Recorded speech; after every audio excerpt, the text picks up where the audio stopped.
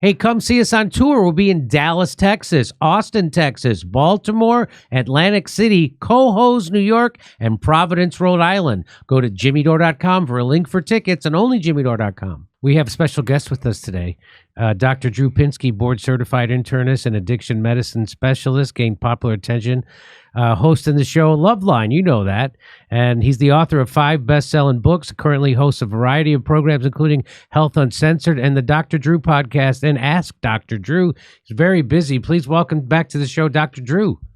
Jimmy, good to be here. I love the apology. I look for every reason I can to apologize when I've gotten something wrong. And I think it's a good example for the world right now. Oh, look at that. Okay. Well, the reason why I had you on is because you ran right into the YouTube censors. Now, I've run into them myself. I'm sure. So you said this weekend, YouTube creators accused me of spreading medical misinformation and took down 2 videos. With an MD and a lawyer. I've been a board-certified physician for over 40 years, twice as long as YouTube's been around. So let's take a closer look at the timestamps that they say are harmful. But before I do that, I just want to show you that you can give misinformation about medicine as long as it's in the favor of big pharma. If it goes a certain direction, it's in my thread. It goes a certain direction, you're good. So, and by the way, let's examine these things. I welcome this opportunity. And by the way, when I was watching your X thread today, they're like, I can't believe you're bringing in this vax pusher. Vax pusher? I'm a vax pusher? It was like, what? I've been ringing the alarm about myocarditis in adolescent males and excoriating the mandates for 2-3 years. But anyway, whatever. My experience is that you've been on it. So let me just show you some of the stuff that pharma-funded media pushes, and that it's okay. Just for instance. And I know this sounds like an incremental piece of news, but sit on this for a second enough to absorb what this means. Right? What this means is that we can get there with vaccines. We can end this thing.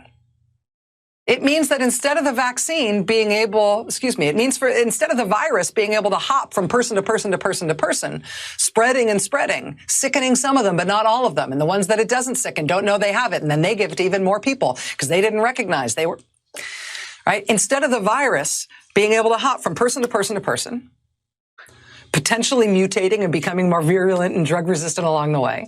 Now we know that the vaccines work well enough that the virus stops with every vaccinated person. A vaccinated person gets exposed to the virus.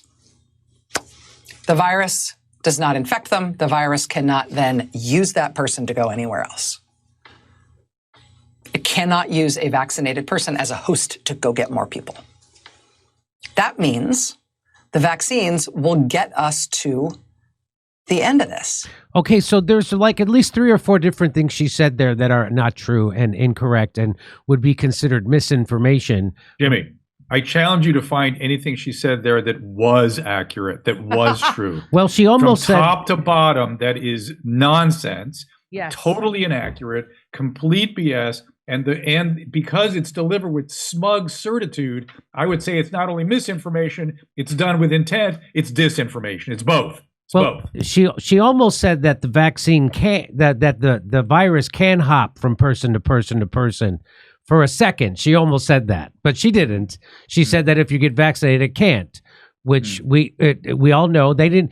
That's not true. That's not true. But not only did she say that, by the way, she's like the Meryl Streep of misinformation. You see how she delivered it? That was really quite a performance. But mind you, that is up on YouTube. That's still up. We put in our thread. That exists. That's not down regulated. That's in fact up regulated. That's right. I'm sure. So if you give misinformation in a certain direction, one that doesn't harm big pharma or the establishment narrative, you're allowed to spread that kind of misinformation. Just like when Dr. Fauci says about masks, which we're going to show you in a second. So there's myriad things that you can say that's not true, incorrect, would be considered misinformation and a conspiracy. But as long as it props up the establishment and big pharma, that's okay. And because I have a video that I've had on my Twitter feed and I played on this show, it shows Bill Gates, Dr. Fauci, the President of the United States, and everybody in between saying exactly what she just said, that if you get the vaccine, it stops the virus from, and that was never true because we know because of a hearing at the European Parliament when they questioned an executive from Pfizer, did you test to see if the vaccine stopped transmission and contraction before you brought it to market? And said, no, we didn't. They didn't. So they were spreading this, and Pfizer didn't even test to see. And my guess is they didn't test. They probably did test to see, but the test didn't come out the way they like, so they buried that test. That's just a guess. I can't say that for certain. That is potentially misinformation. Yeah. That one I can't substantiate. But I would if it turned out to be true, it would not be that shocking. Right. So I'm not saying that's true. I'm saying that could be a possibility. But don't forget, in the Pfizer, look at Joseph Fryman's analysis of the Pfizer original data, including ridiculous endpoints, but they excluded anyone that they lost in the first 2 weeks after vaccination, which everyone knows if there's going to be a very serious vaccine reaction, it's in those first 2 weeks. So if anybody died and didn't show up in follow-up, we didn't know it because they excluded everyone in that 2 week window that they lost. So, and I would say 99% of the general public have no idea about what you just said, what I just said. They still believe this. They're still angry at people who didn't take the vaccine because they were told that the vaccine would end the pandemic. Now, I had Dr. Robert Malone on my show right around the same time she said this, and he explained to me that you don't want to do. In fact, that the vaccine is a leaky vaccine, meaning you can still transmit and contract the virus, and that you don't want to over-vaccinate during a pandemic like this because that will actually create more virulent strains, the exact opposite of what they were saying. They're saying that if you get vaccinated, if the unvaccinated are the people who create more, that's not the case. And so everything she said was backwards. Everything she said, but that is still up. And you got taken down. And here's the first thing that you got taken down. Medical misinformation. They gave you the timestamp, which is very helpful. Yes, it is, because you should play it. It's an interesting I'll play conversation. Here it is. Now, Dr. Victory is married. I came upon her in the last couple of years, and she's been helping out with some of these shows, and she was my guest on that day. Turned out, didn't know this, but she's married to my best friend from medical school. She's a board-certified ER doctor. She's a disaster preparedness expert. She's a public health official. She has public health training from Harvard. She's very smart and a very good doctor. Listen to what she said, that YouTube feels needs to be canceled. And the real tragedy with this, Drew, is that the vast majority of the people who've been injured are young, healthy people who were under the age of 50, who had fundamentally zero risk from COVID itself. They all got COVID. 96%, 98% of the population has documented and well known that they had COVID, okay? These are people who would have done fine if they just been left alone. But instead, they were maimed, many of them against their better judgment, against their best, interests. They they had to do it to keep their jobs, to go to school, to whatever it is. And so they were harmed. So that was this part that they said you couldn't say on YouTube, right? That would do egregious harm. Now, while on one hand, Rachel Maddow, I challenge you to find anything she said that was accurate and true. By the same token, I challenge you to find anything Dr. Victory says here that is not accurate or true. Anything. One thing she said that was not simply and absolutely true. So did they tell you exact? Because I actually, very recently, I find that the people at YouTube have been actually helpful. When they flag something that they don't want to let go out on their airwaves, they'll give you a timestamp and they'll say this is the thing. So did they tell you specifically what part of that? I think we recently put up, first of all, we had to go to re-education camp. Are you aware of this? Yes. They sent me and my I've done that. they sent us to the re-education camp, which was ridiculous. I was hoping it would actually be a place like a Maoist China where we could show up and I could take pictures and things. But I guess we're going that direction. And And in there, we posted some of the things that they suggested were would result in egregious harm. It's ridiculous. Because they don't know, they don't have any doctors or anybody medical evaluating these things. So there's nobody for me to talk to. There's nobody making these judgments. I can't appeal to anybody because it's a bunch of IT clerks. So they didn't tell you specifically what, they just gave you the timestamp. They didn't tell you specifically what part of that was the egregious part or the offending? It was, I think they said it was particularly where she said, she has a colorful way of expressing herself, and I think the maiming got to them, that people were maimed. It's safe and effective. It doesn't maim. Oh, well, I have to, first of all, let me just say, of course she's wrong, and that everything she said is incorrect, and that the YouTube scientists are the ones that I follow and the people at the FDA and the CDC, because they say the vaccine is safe and effective and people haven't been maimed. Of course, there's been side effects and adverse events that's been well documented. But of course, maiming, not that I know of. But so anyway, so yeah, we reject and denounce what she said. I'm just showing this as a news segment so people know what not to say. That's what I'm saying. Do you hear that, YouTube? Do you hear what Jimmy's saying? I hope YouTube knows that I'm abiding by their rules, right? So that's why I wanted to zone in on exactly what she said that was wrong, to point it out to people that is wrong. Right. Nobody got maimed by the vaccine. The vaccine's safe and effective. I take 2 or 3 every morning. They're fantastic. So I also I just want to show you this. So you said, by the way, here's Dr. Fauci in 2023 insisting there's no doubt that masks work, despite the data and opposition from public health experts like epidemiologist Dr. Harvey Reich, a Yale professor, who told me, in reality, what you're talking about is putting up a chain link fence and hoping that it blocks mosquitoes. So the virus, the coronavirus, is smaller than the openings in those masks, meaning it can slip through that mask. In fact, well, here, let me just show you what Dr. Fauci actually said on CNN. This is all in your Twitter thread. Mm-hmm. There is a perception out there by many, how many I don't know, that they don't work, and that the data concludes that they didn't work in the first go-round. Respond to that on masks. So now he brought him on after the Cochrane study, which now the Cochrane study was done by one of the leading smarty pants guys when it comes to this stuff. I forget what's his name, but anyway, they did this metadata analysis, and they found that there was no reduction in infection of people who wore masks en masse, and they didn't, right? And so that was supposed to be case closed on the mask thing. So here is Shmerkanis, to his credit, on CNN, which I never thought I'd see this happen, confronting Dr. Fauci with the science, because he had told him about this study I just told you about. And watch what Dr. Fauci says to this. Yeah, well, that's not so. I mean, when you're talking about at the population level, that the data are less strong than knowing that if you look on a situation. So what he's using slippery, mealy-mouthed criminal words, right?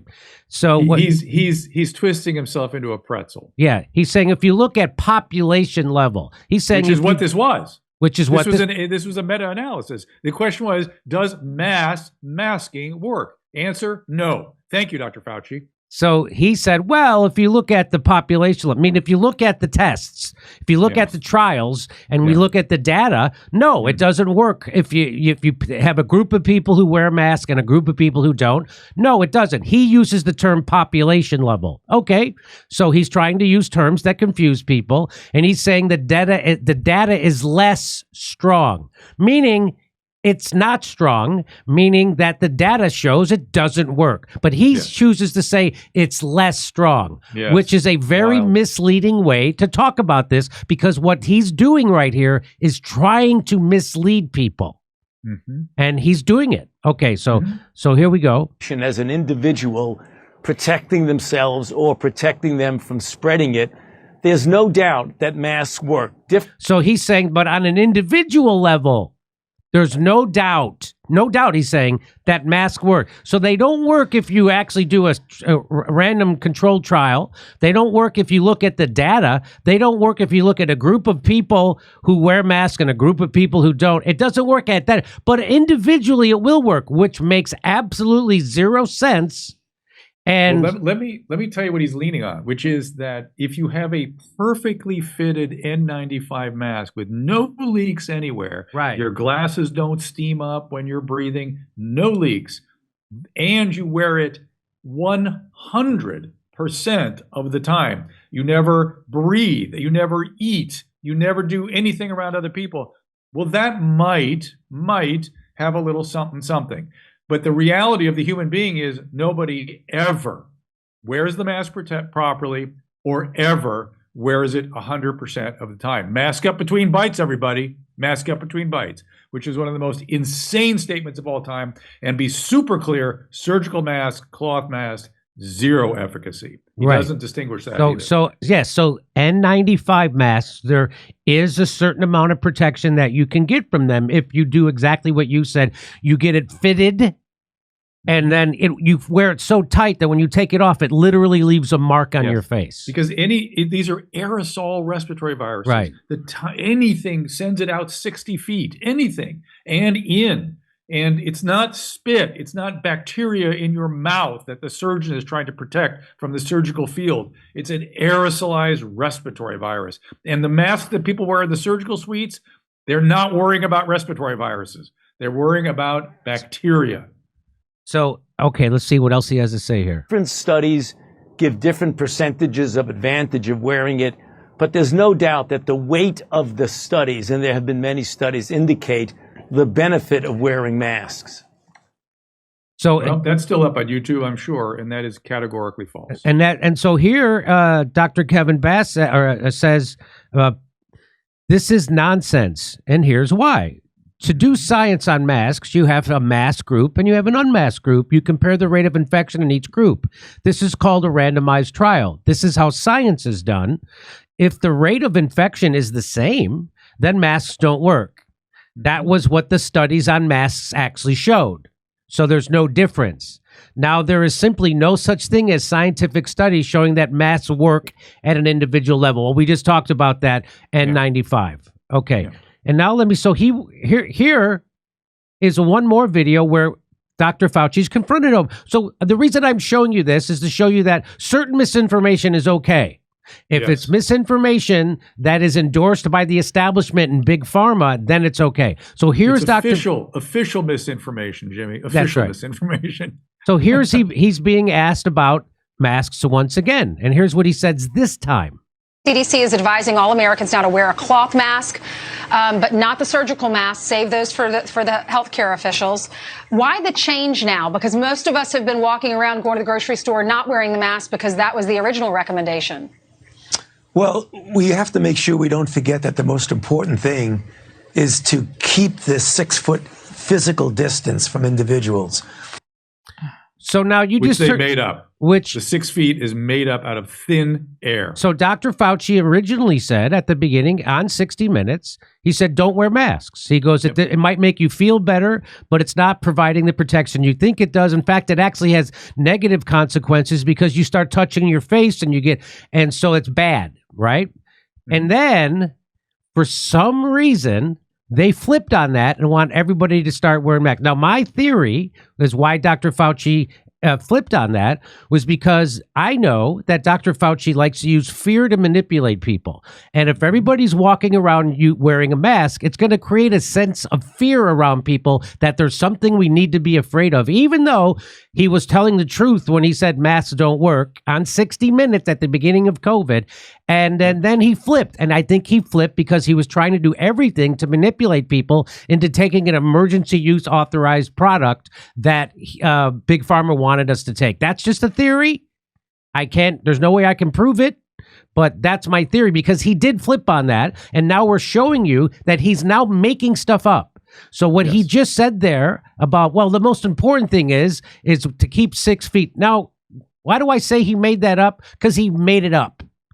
Here's the Daily Mail revealed Dr. Fauci confesses that he made up COVID rules, including the 6 feet social distancing and masking. He said he doesn't. Redfield and Count Francis Collins have confirmed that, as well as other people I've interviewed who were in the room when this was decided. Thin air. They were thinking it was real. They were coming to terms with the fact that it was probably 30 to 60 feet, but they couldn't get people to comply with that. So they went, all right, just 6 feet. They just and the world complied with that too. The world. I was in France during COVID, and I was in Greece. 6 foot distancing there too was unbelievable. I still go in certain airports. They have 6 foot on the floor. Anyway, here is. He also said he was unaware of studies recommending masks for kids, meaning there aren't any. No, there were never anything, nothing ever. But we were only one of, I think, 2 countries in the world that were mandating masking little kids, which was abuse. We damaged a generation. It was obvious. This is what was so upsetting to me. I kept saying 8 to 15-year-olds are going to be damaged. Their mental health is going to be damaged forever. And now they will tell you they were damaged. Not little did I know we were also going to damage 18 to 30-year-olds who really have just been harmed by this. And I hope they all are, if they are not, that they at least become pissed at what was done with them. It was inexcusable. Well, the government did that to you. Dr. Fauci also, I don't have the video of this, but he did claim that knit condoms worked, but only on Christmas. Anyway, but here he is going to be confronted with this. So she's going to confront him at a congressional hearing, and he's going to admit that the 6 foot distancing rule, which he just said was the most important thing, even more important than masks. He just said that. He's now going to admit that. And let me stop you. One thing that I became aware of right about the time that this was all going on, when they were getting into their mask mandates, it became very clear that nasal lavage would be much more effective than masking in terms of reducing transmission of this virus. What does that mean, nasal lavage? Saline. What's that? Did you mean just squirting your nose with saline? Three times a day nasal lavage would dramatically reduce transmission. And with betadine, it dramatically reduces it even further. And we would have gotten taken off to YouTube for saying that at the time. So here he is being confronted, and he's going to try to pretend like he didn't make that up. Watch this. You also represent the type of science where you confess that you made up the COVID rules, including I didn't hear what you 6 said. feet social distancing and masking of children. I never said I made anything up. You admitted that you made it up. You I made didn't it up say as you went. I made it up. So are you saying this is fake news, Mr. Fauci? I didn't say I made anything up. What did you say? I said that it is not based in science and it just appeared. But and it just appeared appeared with both hands. So when he says this about masks. But not the surgical masks, save those for the healthcare officials. Why the change now? Because most of us have been walking around going to the grocery store not wearing masks because that was the original recommendation. Well, we have to make sure we don't forget that the most important thing is to keep this 6 foot physical distance from individuals. So now he's now saying that's not based in science and that it just appeared. It just appeared, and then he repeated it and said it's the most important thing. Isn't that amazing, Doctor? It's amazing. It's amazing that he knew it was the most important thing, and yet it had just appeared. It just appeared. Yeah. It appeared because Francis Collins made it up, and and so did, and Redfield has said the same thing. He was the head of the CDC. That they never should have done that. It was a mistake. It was a complete fabrication. How Fauci didn't know it came from those guys is astonishing, and why he was such an enthusiast for it is even more astonishing. By the way, the term social distancing really didn't exist until this pandemic. It's a new term. Yeah. And I just want to, I just remember all the people at grocery stores picking fights over this, like they were defending society. Yes. And they were just really moral do-gooders who were just waiting for their entire life for the authority to give them permission to crack down on other people. So, Jimmy, that is a really important point. I think everybody, the way mass formations occur, about 5 to 10% of the humans go, hey, this is BS, something's wrong here. About 70% look around and go, I just want to get on with my life. Leave me be, I'll comply, whatever. And 20% are evangelists and are immediately hypnotized by the whole thing. If you are someone that reported your neighbors for having a barbecue, if you were somebody who was yelling at somebody in a hardware store for not wearing a mask, if you were someone fighting because somebody was too close and you started swinging at them, you need to examine yourself, because everybody believes if they were in Germany in 1935, they would try to kill Hitler. But you, the person Jimmy just described, would be a prison guard. I guarantee you. And you need to know that about yourself. It's an important thing, and do not let it happen next time. That is the little fascist inside people came out during COVID. The communists, the fascists, whatever that 20% is of hypnotized. I'm reading a book called The True Believer. I thought this shit ended in the 20th century. We sort of, it was writ large. I thought, okay, these mass formations, the Jacobins sort of invented it, and we're done with this now. Turns out this always happens. The witch hunts, it always happens. Humans have a tendency to be this way. And it breaks down the same way all the time. And that 20% is the true believer, and you need to learn about true believers. And if you're one of them, you need to watch yourself, because you will get swept into something that you will not be proud of. Well, it lent itself to I lament comedians, right? So I was always so proud, or seriously proud, to be part of the comedy brotherhood, or whatever you want to call it. But to see comedian after comedian get on stage, comedians I respected for 20 years, get on stage and shame people for trying to get informed about an experimental medical treatment that they were being forced to take, or they would lose their job. And they would say, don't do your own research. And they'd say, what are you're just a slob sitting on your couch in your underwear. First of all, I'm wearing underwear all the time. I don't know what that has to do with anything, why people keep saying that. You're probably wearing underwear when you told me not to do my own research. But the point is, doing your own research right now. Doing your own research just meant that you're reading, right? You know, I was in my own underwear when I figured out that masks didn't work. I was in my own underwear when I figured out that the virus actually came from a lab, and it didn't make me a racist to say so, and that Fauci tried to cover that up. It didn't make me, I was in my underwear when I figured out that herd immunity, and that he was lying about herd immunity, and that natural immunity is a real thing. I was in my underwear when I figured out all that stuff. And I figured out that lockdowns didn't work, and there was no science behind that. In fact, they had negative consequences. I was in my underwear when I figured out all that stuff. And so this whole thing, don't do your own research. That's what that led to. It led to comedians who are supposed to be professional contrarians who poke holes in the status quo became mouthpieces for the establishment and professional managerial class enforcers of the narrative. And they shamed you if you wanted to think for yourself, because you're too dumb to think for yourself. You're supposed to let an expert. You're supposed to trust the science. You don't know how about the journalist? How about the New York Times editorial board mandating public health policy? Who the F are they to even have an opinion about physicians and public policy? They should shut the hell up. And one of the, as long as we're taking aim at each other's profession, the physician part was egregious for many, many reasons. But one of the most egregious was we couldn't give informed consent to our patients, and doctors did that without consideration or concern. I was profoundly, to this day, when patients, older, 90, 100-year-old patients ask me, should I take a booster?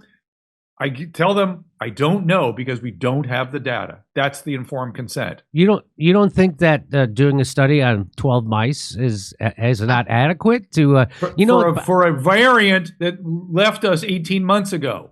And I try to tell people, when I have disagreement, when they disagree with me about all of this stuff, or the boosters, or just the COVID, and I say, like I saw Martina Navratilova tweet out just the other day that I just got my flu vaccine and my COVID booster. I'm not taking any chances. And I'm like, good for her. Good for you. You are taking chances. And that's true. Just so you know that the number 1 and 2 person in charge of the vaccine department at the FDA resigned over the booster program. Just so you know.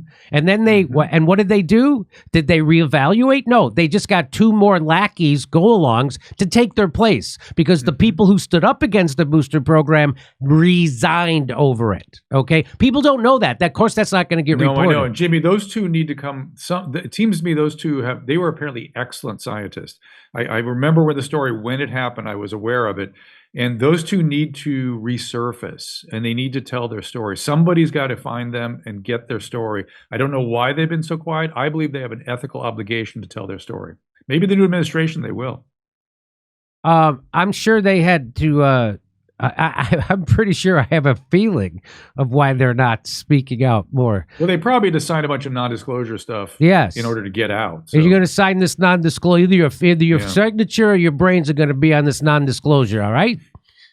So we all know how big pharma. So there's even more to this. So you brought on a lawyer, right? And at 38, Mendenhall. So they great guy, brilliant lawyer. He was defending some people who had had some vaccine injuries, and he made some sort of sweeping generalities about how many people he thought had been harmed by the vaccine. I don't think his numbers were correct. I didn't say, "Oh, you're absolutely right, sir." I thought it was. I'm not sure, but I didn't get into confronting him. Do you have the tape? So yeah. So here's what he said. Now, keep in mind, this is this guy's opinion. This is not his experience. FDA, CDC, certainly not Fauci, and it's certainly not YouTube science. This is this guy's experience and opinion, which I know has got to be wrong. But here, let me play it for you anyway. I believe about 500,000 people have died from taking the shot. We're currently representing people. One of my clients, unfortunately, is extremely ill. Her spinal cord has been damaged. Her diaphragm no longer works properly. She's having trouble breathing, and she's 40 years old. And she took it because of her job. That's a lady named Danny Baker, by the way. She goes by Course Nurse on Twitter, and she's a fantastic client to have, and we're going to try to make a point with that. Now, of course, that's misinformation. That can't possibly be true because the vaccine is safe and effective, and it's been tested. Egregious harm to let this man speak. Yeah, so he seems like somebody who's intent on hurting people. So what? So I'm rejecting and denouncing what he's saying. If YouTube is listening, and I know they are, you say it's not medical misinformation for someone to state their belief that a large number of people were harmed by a medical product or a study. That is his opinion based on evidence from his cases. Well, that is not okay. And so you stand by that, Dr. True? It's not okay. I must be in error. You must be in error. I didn't want to affirm that on your show for fear of what might happen. And so because you didn't adequately push back against him when he was spreading that kind of... I don't think that would have helped. I really don't think it would have helped. Well, hopefully it's helping because that's what I'm doing. I'm trusting that. You didn't. Well, you're very categorical about it, so I wouldn't have been quite so firm. I mean, it's unfortunate you didn't push back on his crazy talk, and because that's what that is. But so when you didn't push back, they made you go to YouTube training school, right? I must attend YouTube's re-education training and be a good boy for 90 days, or else they will delete my channel and its 1,000+ videos. Now, I've had to do that before, and I did it because they will delete your channel if you don't do it. Well, we put up some of the questions there. Look at that. The one on the right is one I like. Tammy posts a video after getting the influenza vaccine. She shares that she became permanently paralyzed after receiving her seasonal influenza shot. In the video, she warns others not to get the influenza vaccine because you're all going to suffer the same way I did. Is this a violation? Yes. I would say yes, that is a violation. That you can't. That's not true, right? What? But think about that. They're using an example of someone's own personal medical experience, misadventure, and you want to create a group of evangelists that are paranoid. You silence somebody like that because she's going to find other ways to get people sort of on her team. And if it looks like somebody's silencing her, it's a way to fuel paranoia, as opposed to letting her post her damn opinion and her experience and describe it and have people interact with her and go, well, this is very rare. Maybe it's terrible it happened to you. Okay, that would mitigate it. That would put it in context. Instead, silence, misinformation.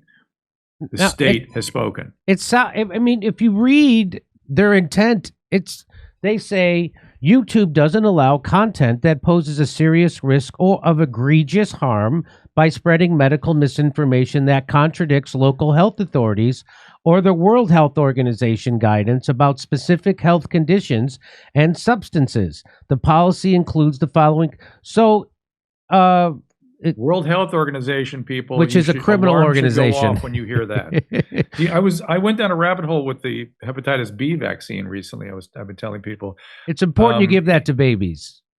Well, I was part of the research of the early hepatitis B vaccine, and this is in the early 80s, and we were concerned with maternal fetal transmission of hepatitis B in China, where it was common. Now it only happens in the setting of IV drug use. And you think for a second that in this country, an IV drug user wouldn't be tested for hepatitis B, or that her child wouldn't get a hepatitis B vaccine even if she had been tested as soon as the child emerged? But in the name of equity, the World Health Organization mandate that every child, as they come out of the birth canal, gets the hepatitis B vaccine. And I can think of no indication for it. None. It's the most absurd thing in the world. 3-part vaccine. And nobody is getting maternal fetal. There's like 1,200 cases of hepatitis B in the country every year, and it's all in drug users. And believe me, if they were pregnant, we would be all over that. Yes, use the vaccine there. Everybody? Oh my God, what a mess.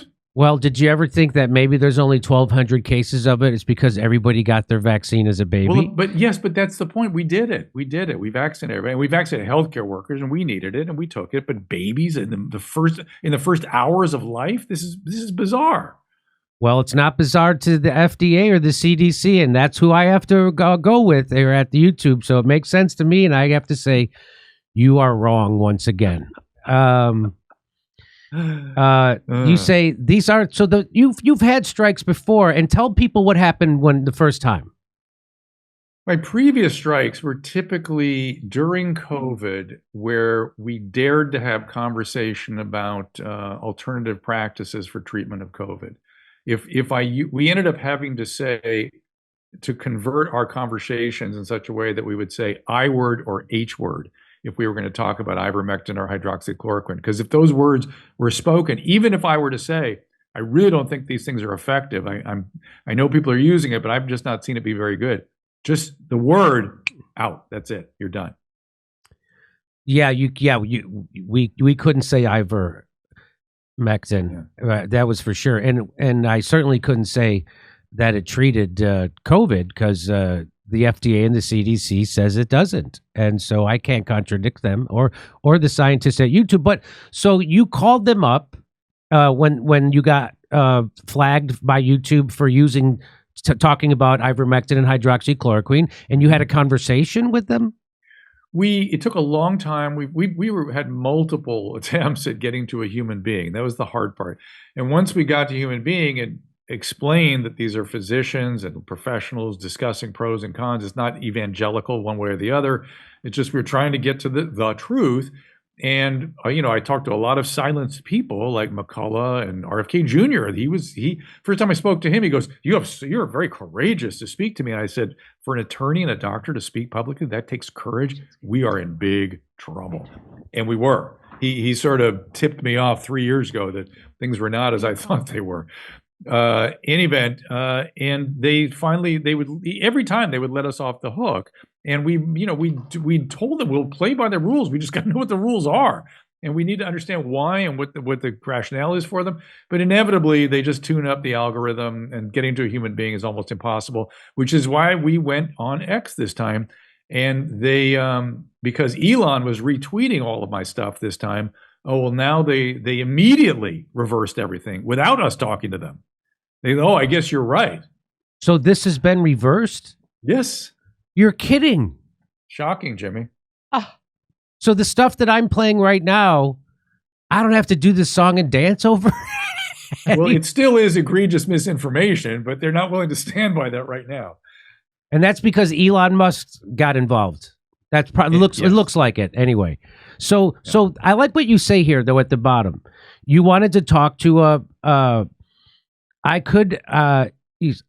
you said, I wanted to have a clinical conversation with the person on YouTube side who was judging his interviews. Yeah, I want to talk to a clinician. I want to talk to a scientist. I want to talk to a doctor. And give me a doctor to speak to understand, so I can appeal my case, and I can understand your position. There is no doctor. There is no scientist. There's nobody like that over there. Nothing. There's a bunch of IT clerks. That's it. That's it. So nobody. They don't have a physician on their monitor? No, there's nobody like that over there. Nothing like that they have on staff.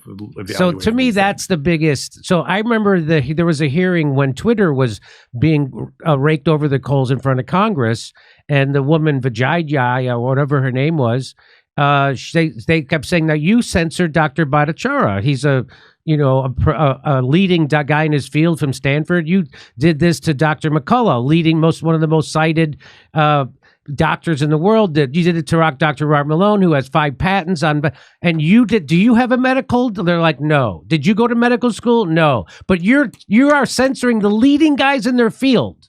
Mm-hmm. And they're like, yeah, we are. And so that's what this reminded me of when you made this point that I want to talk to somebody at YouTube who's a clinician, and that person doesn't exist. No, listen, when I first met Jay Bhattacharya, which was now about 3 or 4 years ago, I just thought, oh my God, this is the guy they're choosing to silence and attack and take what do they call it? A devastating takedown, according to Fauci or Collins or one of these guys. And I thought, this guy is a consummate professional. He's a brilliant professor. He's an extraordinary human being. This is their target. And the fact that he now is going to head up the NIH is a level of poetic, it's Shakespearean. I never imagined we'd be here. And when he told me that he was being considered, I almost cried, because he deserves that position, and it's a complete reversal of this nonsense. That is going to be a sea change. It's very akin to the spies and the spooks inside the deep state following Tulsi Gabbard around through airports and putting her on the terrorist watch list, and then she becoming the head of the director of national intelligence. That is, it's like something you see in a book. You wouldn't believe it, or a movie. It's really so. It happened with Dr. Jay Bhattacharya. It's happened with Tulsi Gabbard. It's now going to happen with RFK Jr. So there is a sea change happening, and that these are all positive things. And I'm just glad that you went to YouTube re-education camp, because if people don't know, what happens there is they remove the part of your brain that identifies BS and they replace it with cats bopping their head to the latest beats. Anyway, so it works. I'm saying it works. So, and thank goodness troublemakers like me are brought to heel. Yes, anyway, I appreciate you making time to come on and talk about this. I think this is important. Facebook has now decided, Zuckerberg has decided to not to hook up with fact checkers. Yes. So they're not fact checkers. And I have to remind people that if you go to PolitiFact or you go to Fact Check, whatever, they are people taking money from billionaires that have a political axe to grind, and they have a narrative they want to spread. So lots of the people that I knew in comedy in Hollywood for 20 years think I'm a piece of garbage now, because Facebook, they all go on Facebook, right? Because I'm in that age demographic. They all go on Facebook, and they would see every time Facebook would, this is bad misinformation that I was trying to spread on, and they thought I was a grifter spreading misinformation, but nothing I ever put up on Facebook was incorrect. In fact, I would make fun of their fact checks and show that they're quibbling with my headline. That almost every one of their fact checks was them quibbling with my headline or saying that I said something I didn't say. Yep. Like, for instance, I said there was a chip inside the vaccine. I never said that. They said I said that. No. What I did was I reported on Anthony Bourla, the head of Pfizer, saying that they put a chip in a medicine that people take. And and you can imagine the compliance, that they can tell if you took it or not. And I reported that, and they pretended I said something else. So the fact checkers are not fact checkers. They are political hacks. And what Zuckerberg hasn't done is then taken time to apologize to people like me, whose reputation he's ruined and dragged through the mud with people who've known me most of my life in Hollywood. And now I'll never get those people back. I'll never get them to listen because Facebook said something. And so, go ahead. If you look at my original thread on the YouTube thing, it was actually Zuckerberg that sort of influenced or maybe even inspired us to go forward, because our opening statement is, hey, come along with the change. Come along with the movement towards freedom again in this country and towards the ethics and the values of our founding principles, upon which free speech is numero uno. And that was sort of what our appeal was. Come on, get with it, YouTube. Everyone else is coming along. Why not you? Well, we'll see. We'll see. Well, what we need is the Twitter files for YouTube. That would be fantastic. Yes. And yes. You know, I wish Zuckerberg would turn over, just like Elon Musk did, to journalists. Here's all our conversations with the Biden administration, the FBI, and the people who wanted to censor you, the people over at the FDA and the CDC and Health and Human Services. Here's all our emails. Here's what actually happened. But now we got to tune into Joe Rogan to hear what he says they said. And it would be very helpful. He's not going to do that. I think Zuckerberg's a very slippery cat. And just like Dr. Fauci, very slippery. But anyway, at least he's getting away from working with fake fact checkers after my reputation is now ruined. Now, you know, luckily they have a harder time discrediting you than they do me, right? Because you're an actually accredited physician, you have a history. Yeah, but I would argue that you have prevailed, you have persevered, and there's a new age ahead upon which new relationships will be built that will be more genuine and more appreciative of the effort you've made. Fingers crossed. I appreciate you saying that. Yeah, I include you in that group of new friends, and I'm very grateful for your courage and for your friendship. It's been really good, nice getting to know you and your wife. Thank you. You as well. Okay, well, Dr. Drew, everybody check out all his shows. You're a very busy man. The Dr. Drew podcast, Ask Dr. Drew, Health Uncensored, which is still on. You're still on YouTube, so that's a big deal. So I'm there at the moment. We're also on Rumble and everything else, and we're even trying to jack up our Facebook presence. If he's really serious about it, well, let's see if we can get going there too.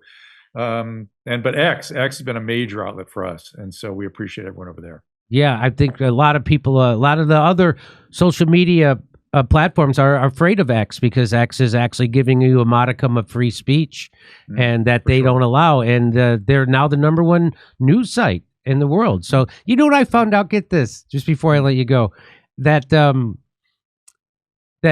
course the Washington Post numbers are down and New York Times numbers are down.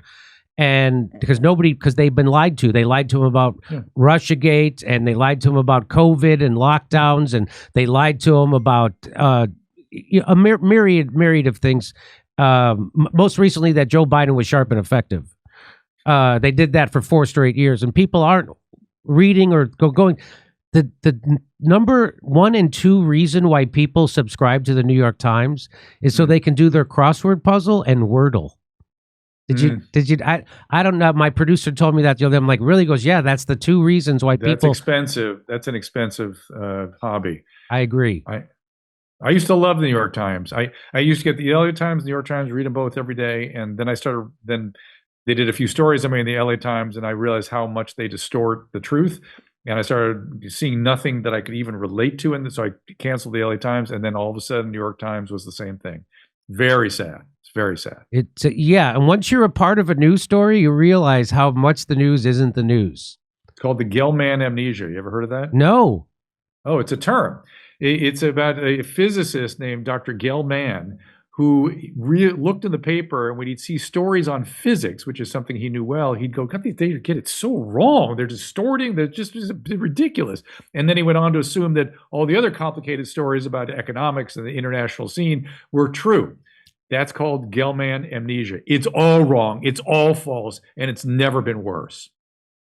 It's never been worse. And a big problem was in 1996 when Bill Clinton took us from 50 giant media companies down to just 6. So we used to have 50 media companies. We should have had 150, but we had 50, and they were giant themselves. And then Bill Clinton passed the Telecommunications Act, and that brought us down to just 6. And the reasoning they used was because there was this new thing called the internet, and now everybody's going to have a voice. Well, we see what happens, right? So those same controlling billionaire class interests are controlling our voice on social media and YouTube. And so thank God there's places that we can go to now, like Twitter and Rumble, and hopefully there'll be more places like that I don't have to twist myself in a pretzel to cover a story like this.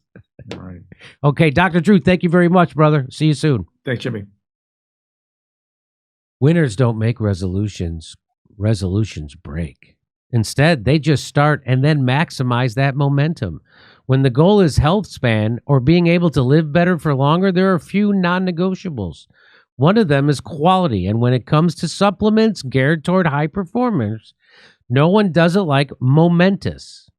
They invest in NSF certification, meaning every batch is tested for heavy metals, harmful additives, and label claim accuracy, and is the reason they're trusted by all 32 NFL teams and college sports teams, dietitians all over the country. Trusting research and their ecosystem of experts over fads means not offering every supplement on the market. Other brands can do that. Momentous believes in nailing the basics with bone-crushing consistency, then curating an intentional routine based on your individual goals. And by basics, we mean protein and creatine. I've heard a lot of good stuff about creatine. Momentous sources Creapure, the purest form of creatine, monohydrate available. And it's an absolute must for both men and women for peak physical and cognitive performance. Go to livemomentous.com and try it today at 20% off with the code Jimmy and start living on purpose. Hey, come see us on tour. We'll be in Dallas, Texas, Austin, Texas, Baltimore, Atlantic City, Cohoes, New York, and Providence, Rhode Island. Go to jimmydore.com for a link for tickets and only jimmydore.com.